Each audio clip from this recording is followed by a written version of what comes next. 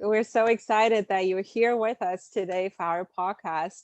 And, education is such an important topic in everything that we do. And, we would love to hear your thoughts on a couple of these discussions that we had about education, and primarily like also the online versus the offline. And I remember certainly when I went to school, there was nothing online.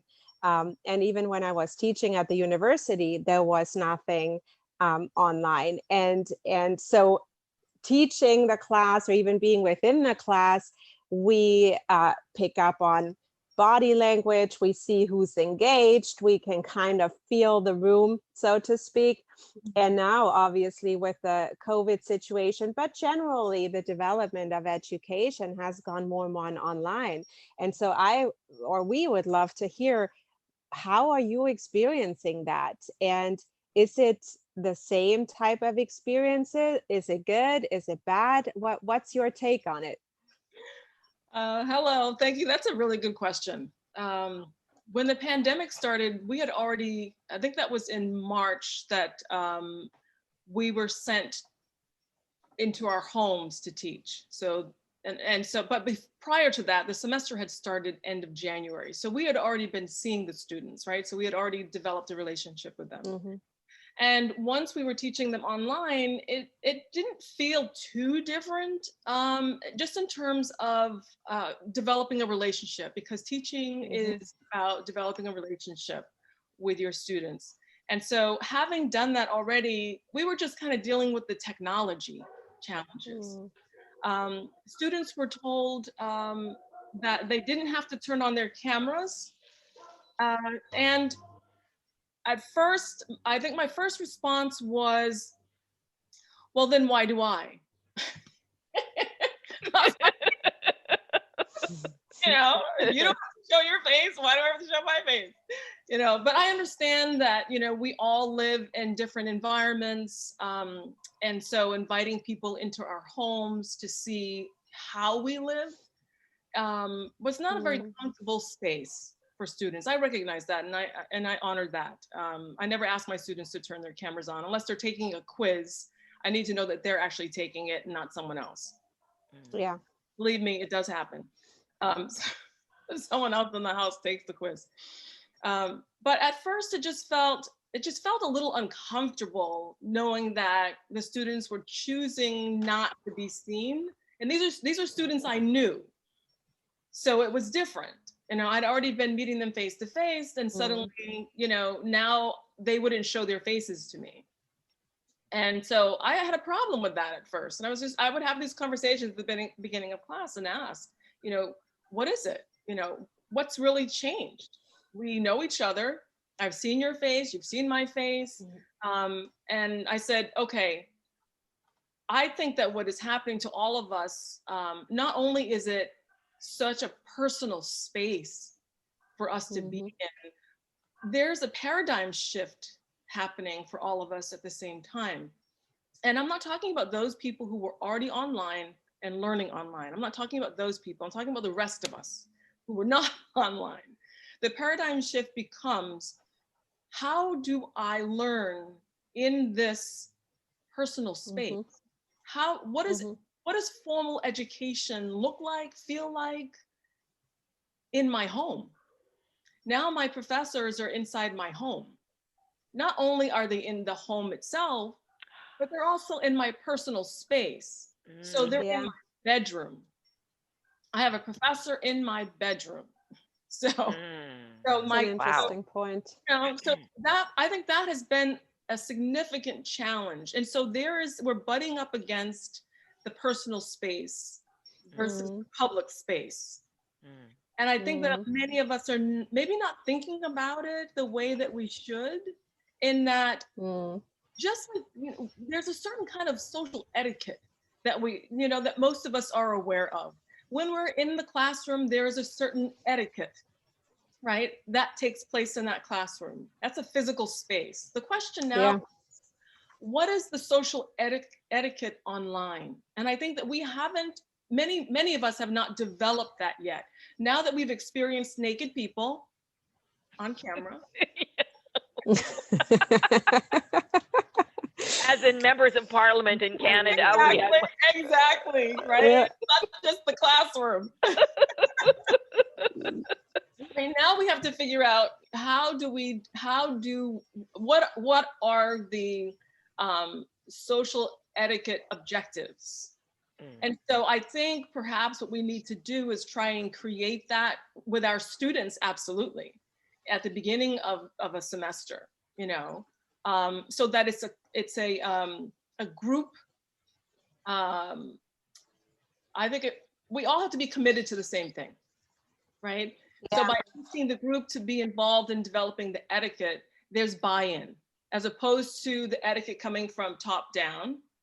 And I think that's important in education anyway, to have the students involved in developing rules that we all can live with. So it's challenging. It's very, you know, just that part of it, okay? And to answer your question, just that part of it has been difficult. That's just that, you know, the camera part. The other parts is that a lot of students, because they're in their homes, they're waking up and turning on their cameras. And so their brains aren't ready, right? Because it takes a certain amount of time for us to wake up in the morning, become conscious, take our shower, eat something, get dressed. That's not happening. We're seeing students turn on the camera and they're still in bed, lying down in bed. Wow. And they're not ready. Yes. Yeah. Right. So what I heard you just say, Margaret, was that this was a group of students that you started teaching face-to-face in January, and then you were forced to go online. Well, how about the new batches, the new cohorts in September? What has happened there? Well, first, you never see them. They don't turn on their cameras. They don't. You know, they don't turn on their cameras at all. And then there's a lot of silence. So, you know, I respect silence. I think it's important to have silence in teaching, because I think you need to give people an opportunity to think through a question. So, but then it, you know, gets to the point where, okay, hello, is anybody there? Fear of speaking. There are students who tend to have a fear of speaking, you know, into this unknown space. Like, I don't know these people. I don't see them. I don't know them. And so there's a fear of talking. So you end up, I find that I end up having conversations with the same two students. And, you know, sometimes I'll call on a student and find that the student is not there. The camera's on, right? They're connected, but they're not there. I have students who are biking while they're in class. I have students driving while they're in class. I have students who are actually at work. And they'll say, hold on a second, my boss is talking to me. I need it, I'll be right back. And I say, I can't teach like this. That brings up a lot of really, really good points, Margaret, because I haven't personally even thought that far. Because what I was thinking was like, how do you build that relationship, right? How do you read the room? But now I almost feel like we're starting a conversation of that responsibility, right? And when we decide we are in higher education, right? We're not talking here about first grade, second grade, you know, type of education that is required. We're talking about individuals that are, a lot of them professional, some of them are already professionals, they're certainly adults. And that responsibility to say, I chose to get this education, and what at the end of the day am I getting out of it, right? When I am not present, when I'm not participating, when I'm not contributing, and the challenges that come with that. Or is it because I feel that I need that title, I need that education in order to get the job I'm looking for? It's like that dilemma, right? Am I there because I want to learn and I'm interested in the subject, or am I there because I need my bachelor's degree, I need my master's degree, or I so perceive I do? I also think that we're talking about, when we think about learning within certain environments, you know, certain environments are really good for people, right? So that there are people who learn better in person than they do online. One of the things that's really incredibly important if you're learning online is that you have to be self-directed. It's a requirement. And not all of us are self-directed. So that's why some students should never be online learning, because what we're seeing is a large number of failures happening. I was going to ask you about that. Like for these adults, for example, they have to learn and they have to pass exams, right? So that's when the rubber really hits the road. They have to learn, be self-directed and so on. And then the proof of the pudding will be if they pass or not. Mm-hmm. But I was thinking about also the younger children, junior high, senior high, even younger. Many people in Canada are saying that those children, because they're learning online, they are falling behind. Mm-hmm. Falling behind in their education. I'm just going to take you with me. I have to plug in. Technology is lovely. So isn't that the truth, right? I mean, if people are, we know that there are different types of learners. We have auditory, people who learn auditorially. We know people who learn visual. We know students learn through kinesthetic. They have to do stuff. And then there are auditory digital learners who things have to make sense to them. And so that could be creating some major issues, right, for children and adults. They could be falling behind because the way we're teaching is not meeting their communication style and how they learn. Yes, that is definitely we have to all remember that we were thrown into this situation, right? Yeah. So we weren't prepared for it. So we need to be fair to the education system and allow the education system to catch up to what has happened. At the same time, yes, there are human beings involved here whose lives are forever changed by the education or lack thereof they received in the last year and a half. Right. That's just the way it is. It is what it is, right? But what do we do going forward? That's the thing we have to think about. Yeah. So students who are left behind, who are struggling, who basically many of them failed the last year. Really? How do we learn from that? What do we do if we're going to move them forward, all right? Not fail them. If we're going to move them forward, then we have an obligation to do something different, to think differently. And so how, in your opinion, how can we support them, or how can you or the universities support them? Because the other point that you made, which I thought was a really good one, was that personal space, the potential distraction, thinking about that maybe they have roommates or they have, whatever or they live with family and who knows what's going on in the home. So how as a university or how as a professor can we support that we are not quote unquote failing them, but we're giving them the support that they need? That's an excellent question. That's going to take a large body of human beings and parents, teachers, students to answer. I definitely would not take that question on. I have my own ideas about how these things can happen, but you need a group to really come up with the best practices to use. And you're talking about different groups of learners. And so that's going to look differently across, the different milieu that we're talking about in education. One of the concerns that I have had this last year and a half has been with students with who are registered with the departments of accessibilities. These are students who are already coming into the college, into the schools challenged, right? They are really being left behind because there hasn't really been a lot put in place because it's been very difficult. So if you have a student who's trying to help a student who has issues or learning challenges that lend themselves to a better application face-to-face. Now, how do you come up with a different way of addressing their learning challenges in this kind of modality? It's just very, very different. I'm not saying it's impossible, but it's very different. And so if we're just looking at, okay, we were face-to-face, now we're just, we're online, but we're doing the same stuff. It just doesn't work. No, no. So first of all, Margaret, I really enjoyed the tour of your house. Oh. That was fun. Yes, yes, it's beautiful. Me too. I also enjoyed walking around. I love the lamp in your living room. That was gorgeous. Yes, it's very beautiful. My question really here now is,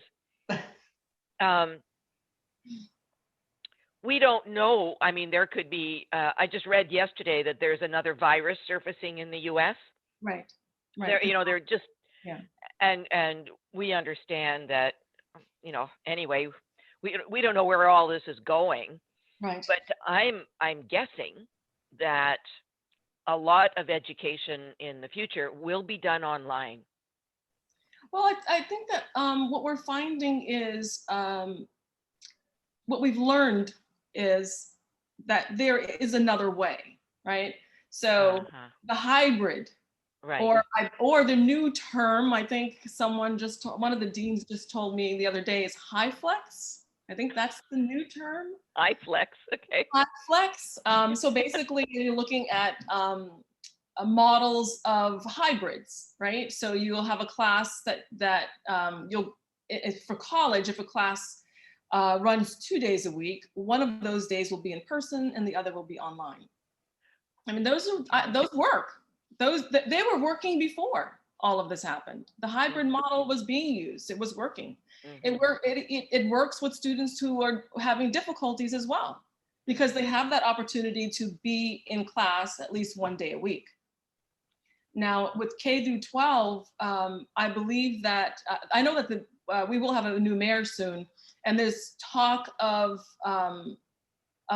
different models. And I've heard other mayors across the United States talking about different models of these hybrids that they're going to have. So some students will come, a certain number of students will come into the schools Monday, Wednesday, and Friday, and others will come in. So there's all of this, to try and reduce the crowdedness. Listen, crowdedness existed before the pandemic. It was the pandemic, I think, that's going to solve the problem. Creating the hybrids. Wonderful. That's just my thinking. Yeah, I think so. And that's colleges and K through 12. We're turning problems into opportunities here. And yeah, one of the challenges we had up here in Canada was that many of our First Nations communities, for example, the children didn't have computers. It didn't have access to technology. And so it took months for that to get ramped up. And I don't even know if it's ramped up now, but that's why I said, in other communities where the children are falling behind, and the parents are struggling because the mothers or fathers are staying at home. They've dropped their work because they have to be at home to homeschool their kids. Right. And not just that, but it's so challenging. And my neighbor, she works for her and her husband's a dean, and she also works at a university, and they have a 6-year-old and a 12-year-old.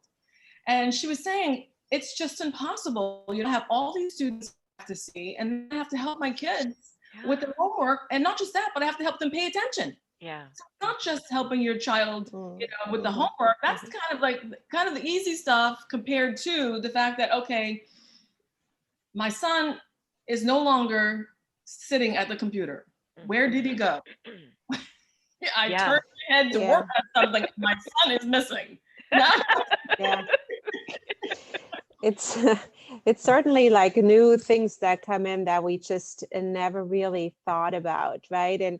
And depending on the age, and I'm sharing that because I have 4 up to the age of 10, and I had 3 that were schooling from home. And the way we solved it was we had somebody here that would make sure, and to your point of a body, literally multiple people it took. We needed somebody that stayed on top, that they're there. It required us to to set certain expectations, and also the way we raised them, that they would sit there. But having said that, of course, there's a lot of distraction. And the other part of that, which kind of leads me into another question for you, Margaret, is the interaction of the students, right? It's like the curriculum, that's one thing, and the teaching and the professor or the teacher, depending what grade, to the students is another. But what about that camaraderie, that when you're just on a screen and half the time you don't even have a camera on?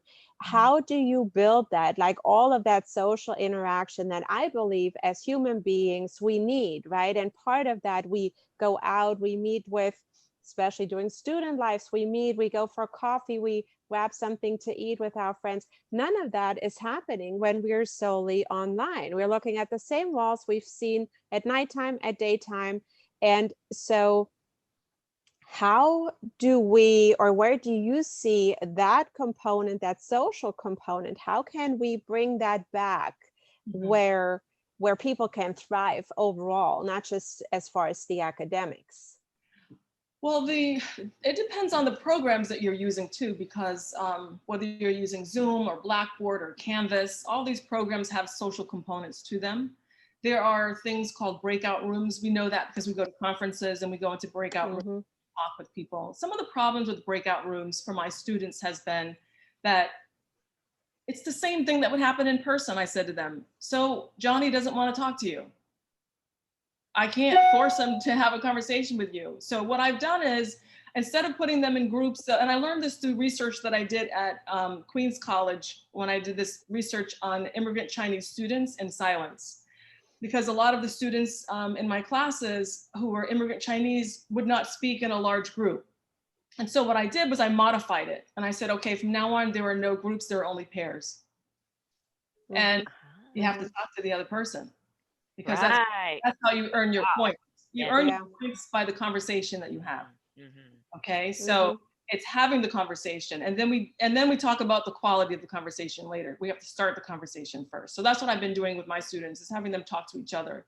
And then we do this other thing is, for some reason, a lot of young people like to be in a chat room together. And so they want me on WhatsApp with them. I just tell them, listen, after 8 p.m., don't bother me. I need some space from you guys. Don't bother me after 8 o'clock. And so on there, if they're not talking to each other, I will generate a question. And it has nothing to do with class. It can't have anything to do with class. Okay, it can be a book that we aren't reading. It could be anything like that, or a movie. It could be any kind of intellectual conversation or a silly conversation. It doesn't matter. And you know what we do in our company, and to answer Marion's question too, is because we teach coaches how to be executive and life coaches, we have them do buddy coaching. So they'll learn something and then they have to coach each other using a methodology, right? And they become friends. Yes. It's really kind of cool. And they can switch their buddies, right? So I guess in your world, they could be buddy learners, right? They could help each other learn. They could, eventually get face-to-face, but they can get together online just in pairs privately from your classroom, right? So many, there are ways, I guess, around it. And then also there's this thing we do too as well, because we have office hours. And so it's different online. I find it very different online. So instead of having us as an entire group, and it does take more time in order to do these kinds of things, but I'm trying to increase engagement in the classroom. My students are comfortable with me one-on-one, then they are more engaged in the classroom. So when I have these one-on-one conversations with them, I'll say, oh, you know what, Sarah, do you mind if I invite Juan? He also has a question. And in fact, he has an answer. I didn't even think about this, but he has a really great answer. And he wanted to know if he could join the conversation. Would you mind if and usually it's yes. And then I get them talking. And then I'll say, hey, my time. Then I'll say, okay, so I'm done. You two keep talking, exchange phone numbers if you want to, and then we can talk again later. So it's a lot of that going on. So you really taken on multiple roles here. Yes. Additional roles perhaps that you did before, because you are creating a connection that perhaps, and certainly that's a Maybach music. Anybody out there, hear me, hear me.